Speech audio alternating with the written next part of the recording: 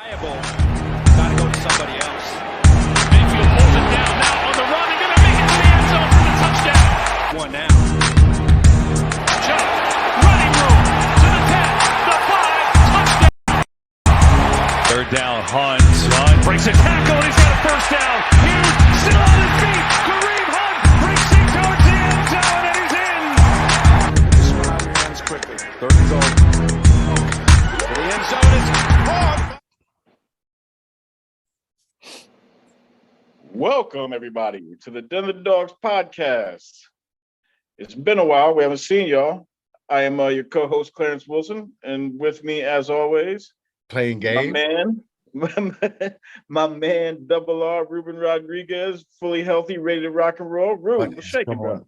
Partner, what is happening? I got a W, and it doesn't. I don't know why I did that. Maybe it's because it's going to be one of those. We're going to talk about somebody with the W in his name or something, but got a W up there, and it's fun. How you doing, partner? It's been a while. All right, man.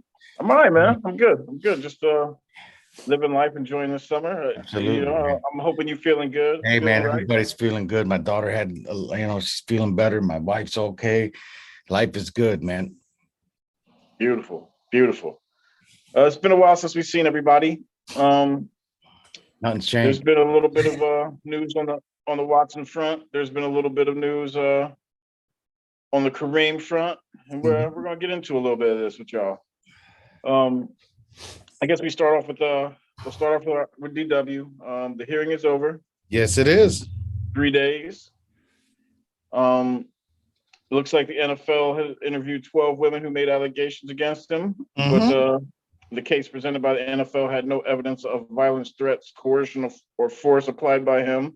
We already knew this. And yes, and we knew, and we know that the NFL right now is a request for an indefinite suspension lasting at least 1 year, which is unprecedented. So, I guess for me, I'm just happy that we're getting towards the end of this. Yeah, just to get this. Get it over with. I want this to be over with and done with. However it ends up, it's got to come to fruition, man. This cloud has been stinking up this joint since March Madness, because that's when all this happened. And it turned into a madness. From March Madness to Summer Madness, and it's gotta come to an end, man.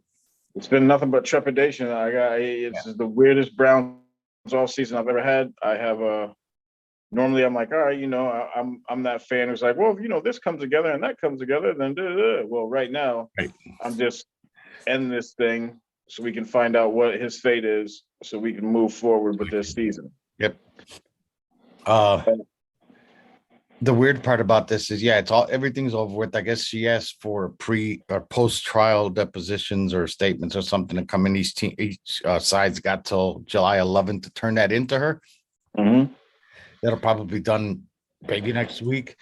Decision will come down sooner than most people think. But and you were going to see this Facebook, Twitter, whatever social media platform you choose to look at and use. We told you that they can't find anything that he did wrong. We told you he didn't do anything wrong.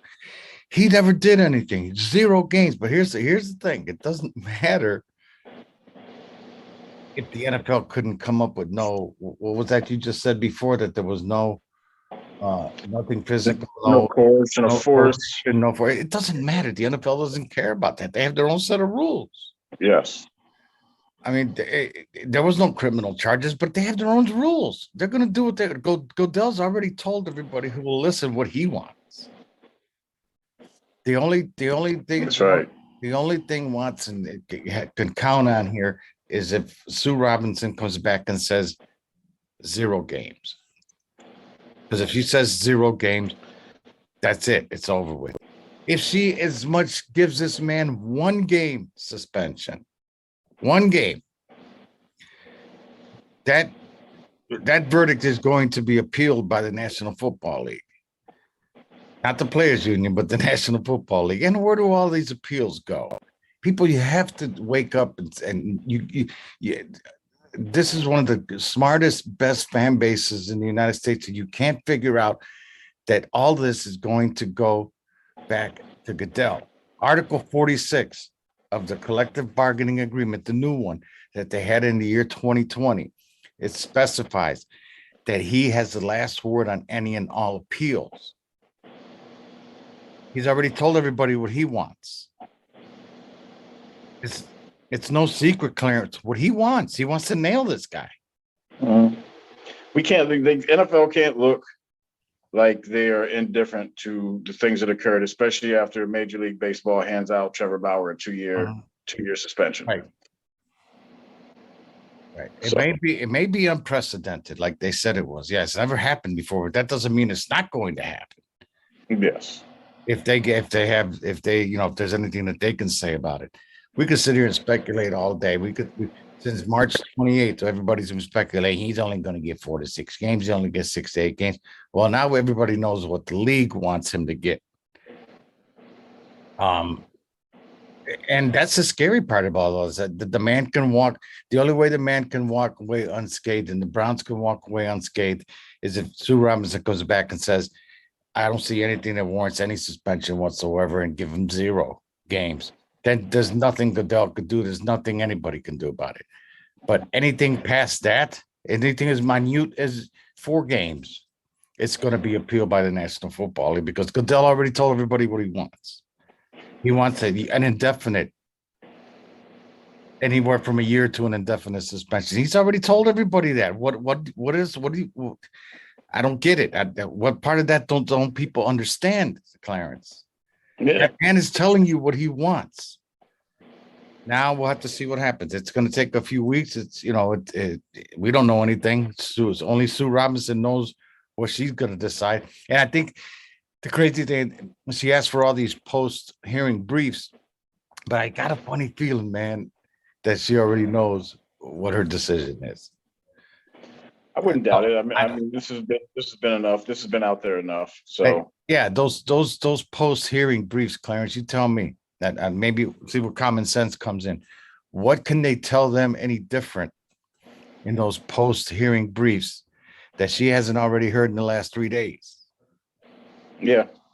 I mean, ain't nothing different. All those briefs are going to be the NFL thinks he should get punished, and the union's going to come back and say we don't think he should.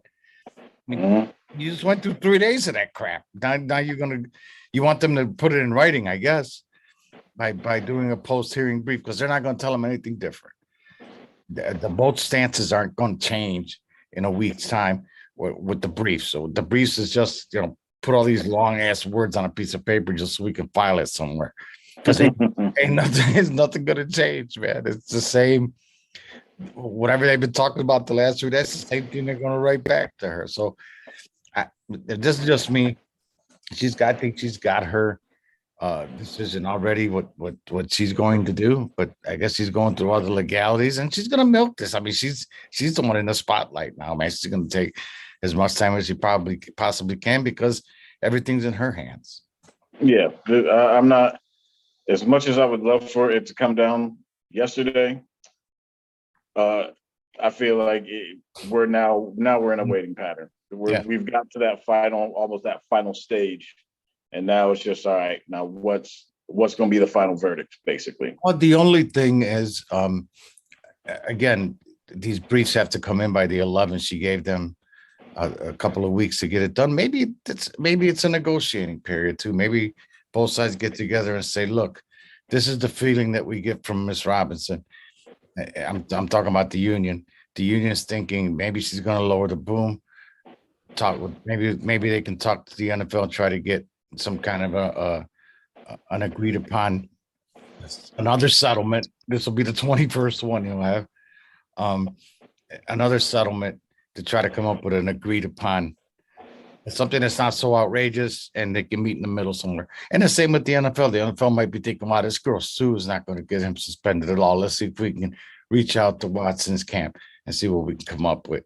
They got that little 12-day period to try and do something like that. Other than that, we can't sit here and tell anybody nothing, partner, because it's the same boat we were in a month ago. Nothing's changed. Nothing. We're in the holding pattern. Wait. In other Browns news, which is more positive, Kareem Hunt has come out and said Yes. that he wants to be here. He wants to stay here. That makes me happy. Number one, I like that two-back combo between him and Chubb, and also that's going to save on wear and tear on both those dudes. Absolutely, he's healthy. Yeah, he's ready to go. Especially this year in a situation where we might be facing, multiple games, if not the whole year, without our starting quarterback. Those running backs are going to be pretty much relied on to carry the offense. So I'll be happy if we can somehow work out a deal where this man gets to stay here because he wants to stay here. He's a local cat. I'm all for keeping Kareem Hunt. And I don't think the money will be an issue with him. Again, like you just hit it on the head. He's home. He plays where he's always wanted to play, and I don't want $5 million, $3 million, $7 million when you got all kinds of money like that, man. I mean, it's like, it's like one of those 300-pound scales. When it stops at 300, you're happy because even if it's more than 300, when you get people into them situations, I mean, I don't think money's an issue. He's made enough money in his career. He just wants to stay here. They're talking, so we'll see what happens. I mean, he does want to stay here, and that's a good sign. Not a lot of players in the past didn't want to stay here. Yes, or came here for the wrong reasons. Came here for the wrong reasons. But and Clowney's the same way. Clowney's excited, and I'm excited because he's noticing that this defense, in the little bit of time that we're in mini camp or that voluntary camp, he noticed that these guys are already more cohesive than they were last year. And they're gonna hit the ground running from the improvements that they made towards the end of the year. You know me, man. Ever since we started these pods, I'm a defensive guy. I'm excited. I was more excited about the defense coming in this season than I was the offense, even when Baker Mayfield was here. I was always a proponent. We have to improve our defense, and I think they did that. And getting Clowney back and the excitement he's exuding right now, saying, this is going to be, we're going to be a tight knit group.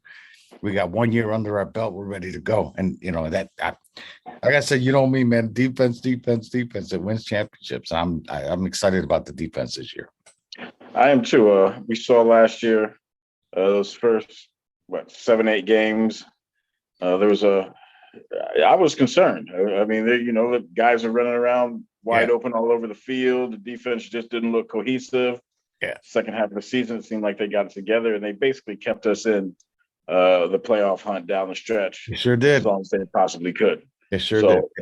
And that was expected by me, Clarence. Sorry to interrupt, but I expected that because you had all these guys. You had the John Johnsons, you had Walker, you had Clowney coming in, you had guys in your defensive backfield that were all learning how to play together. Doesn't matter if they would have brought in five-time Pro Bowlers. The fact that they don't play with each other, they don't know who each other's going to be. They've seen them play on television. They know they're great players, but when you don't have that trust of that guy playing next to you, knowing that your teammate's going to be where he's supposed to be, it takes a little bit of time. Once they started getting that together, unfortunately, our quarterback played injured for whatever reasons. I don't even want to talk about that anymore. But if we would have had 2020 Baker Mayfield with the way that defense played at the end of the year, we would have had a different result last year. Oh, absolutely. We definitely win more games. And so that defense is looking tough. It's looking tough. Yeah. Other Browns news, it's looking like Amari Cooper is starting to embrace his role as a leader of the wide receivers, and he's got to do it. Yeah, with the receiving core that the way they're currently constructed, he's clearly the number one guy. So having him be able to help the young guys like DPJ, the recently drafted rookie David Bell, and my man Schwartz, who I'm gonna keep saying that dude's gonna break out. Yeah, there's some young kids in there, and he's got a good role. And Clarence, that's not a role that I don't want to say didn't want to do in Dallas. It's just it's tough to do anything in Dallas, man. You got to look over your shoulder. You got you're told that Dak Prescott is the leader of that team. And you also got the owner, Jerry Jones. You got to look over your shoulder, see what the hell kind of crazy crap he's going to come up with. It's hard. It's hard to take a team here. It's a change of scenery for him. He's got a lot of young cats. He could teach these guys. He did a good job with CeeDee Lamb down in Dallas. CeeDee Lamb gives him all the credit in the world for whatever he's done. Based on all the teaching and all, and just watching Amari Cooper work.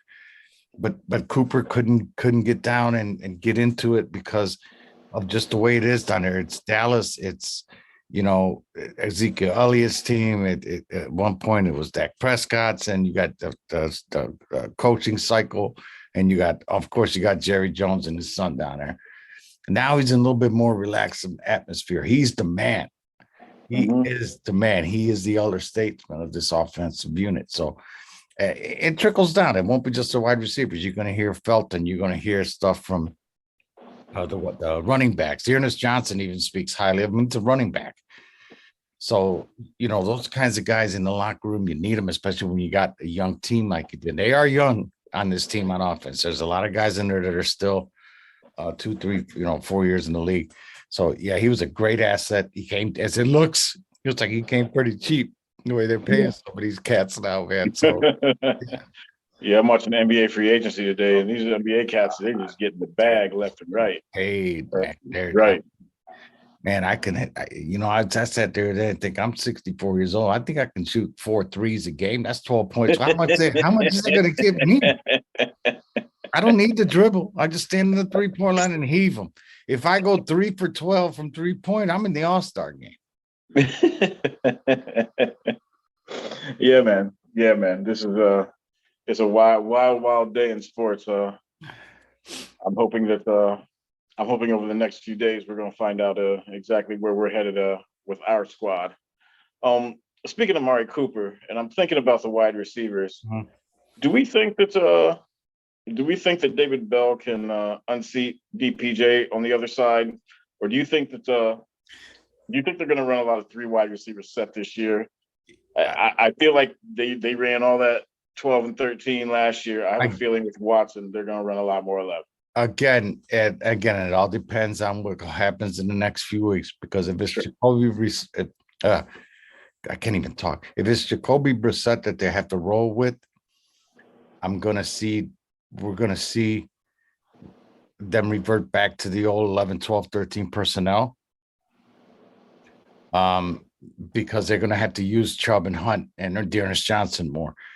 If it's Watson, and to your point about David Bell, if David Bell was that type of receiver where he can play X, Y in the slot, then I would say he could probably unseat DPJ. But DPJ is not a slot receiver. Bell is. So they're going to be using Bell in that slot more than they're going to use him wide, because this guy is the epitome of a possession receiver, man. He doesn't drop anything. You get to a 3rd and 7. You can put him on the side with Bryant, the tight end.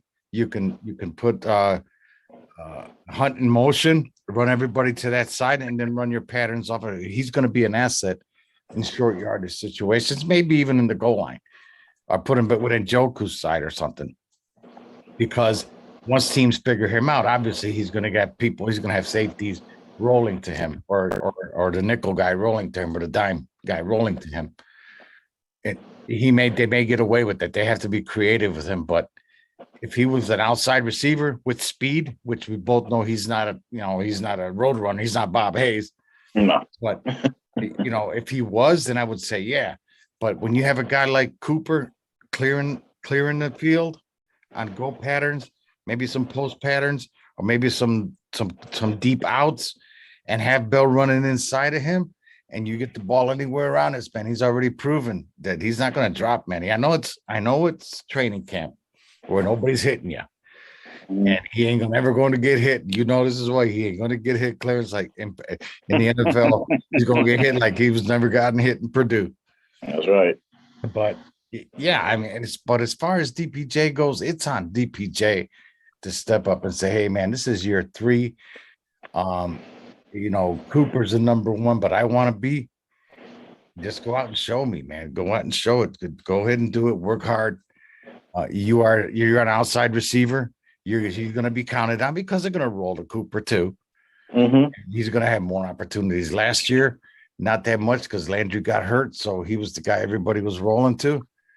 But this year's a different story. We got a legit number one, and he's going to get more opportunities. He should just work hard and forget about all the noise around him, even internal.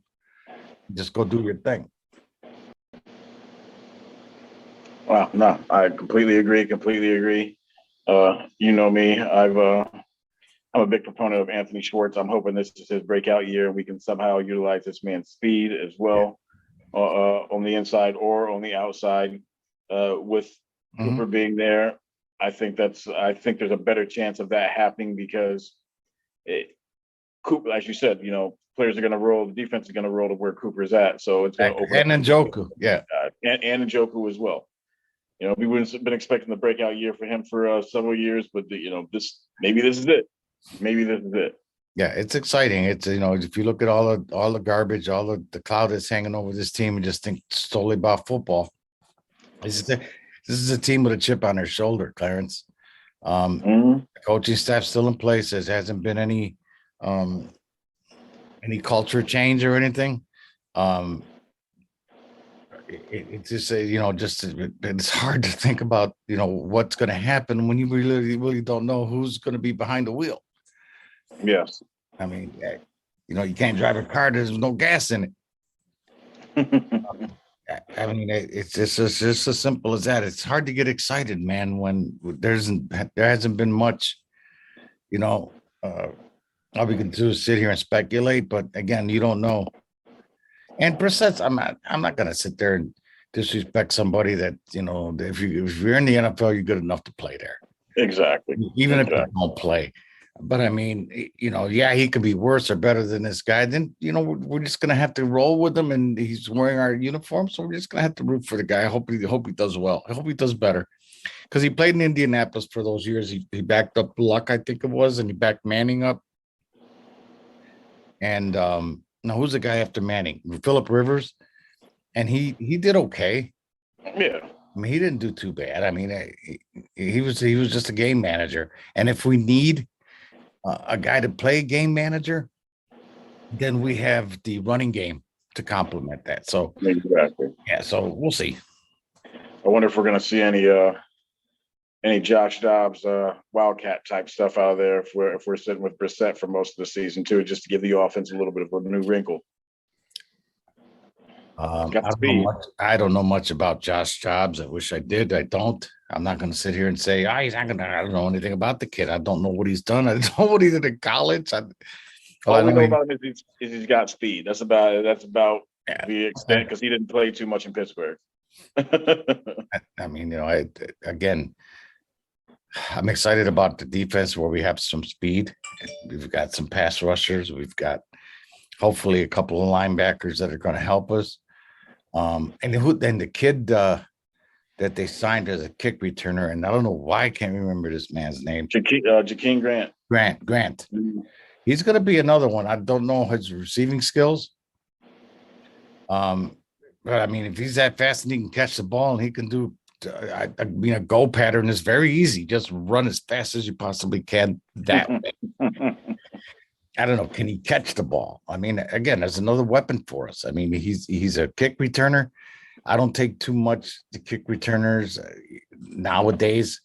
Harken back to the days when we had Metcalf and we had Cribs. When you can actually get your hands on a kickoff and run it back. Yeah. But now it's more to the punt return team, and that's what we need a punt returner. Hopefully the kid can bail us out there. But let's see what he's got as a wide receiver. Maybe maybe a fourth receiver and a four. Maybe a naked set with we got 10 left. Maybe a naked set with 5 receivers and have the kid out wide and just let him go. Well, who knows? Again, that's what training camp's for, and we'll see what happens with him. Absolutely. Yep. Absolutely. Well, we just wanted to tell you guys we're very happy to be back with you. We took a little bit of sabbatical. We are back. We'll be back weekly like we were before. While it's hard to get excited with the cloud hanging over the franchise, it's slowly building for me. It's slowly building in my belly that, all right, you know, football is going to start. While we don't know who our quarterback is going to be, I'm starting to get a little bit of excitement. Not like normal. 3 weeks from Sunday is the first day of training camp. So, I mean, we're almost there. We could finally talk about some football instead of other things. And we're only 2 months away from the season starting, which is nuts. 70, what did I see? 72 days away, 73 days away. Doug Deacon days away from the season starting. So we'll get there. And as always, if we do hear something, in the world of social media now, if something happens, everybody knows it right away. So unless we're actually there, partner, when this Watson decision goes down and we just jump in before somebody else knows it, then that would be great for us. But when we do hear something, us here at Believe Land Media, our guys, anybody, we'll jump in here. Maybe just us two or as a group, and we'll talk about how this all is going to come to a head when it comes to a head. Finally, that's right. That's right. And get this season over and get the season done with already. Whatever the case may be, whatever it is, keep these colors on, folks, because hey, football's never been about one person. And you got 22 guys out there and they wear our colors and root for the team, not the team on the name on the front, not the one on the back. Yep, that's the way it's supposed to be. That is the way it's supposed to be. Before we get out of here, make sure you guys are checking out all the Believe Land Media podcasts and written content. Our stuff is going up. We've got our Cavs podcast, All Things Cavalier, covering obviously the Cavs. You know, maybe a trade for Kevin Durant. Who knows? No, I'd take Kyrie back, but not Durant. Also, Guardians of the Land. Thanks for the shot, Kyrie. Yeah, right. Guardians of the Land, they got some fun stuff to the tribe. Yeah, the Guardians. You could have a tribe of Guardians. They're making it happen. How far are we out? Are we in first place? I think they're one game out. Okay. Because they had a little walk-off today, yeah. And guys, recently we are an affiliate sponsor now of SeatGeek. That's right. So jump on the SeatGeek. If you're a first-time user of SeatGeek, you will get a discount of 20% off your first purchase, or 25%. One of those two. I think it's 20. I think it's $20. I bought $20. That's what it is. Yes. $20. I'll be. I used it. I've gotten seats transferred to me on SeatGeek, but I've never used it before. So I went and bought my tickets to Nas and Wu-Tang at Blossom. Not Wu-Tang. That's what that W was for when I started.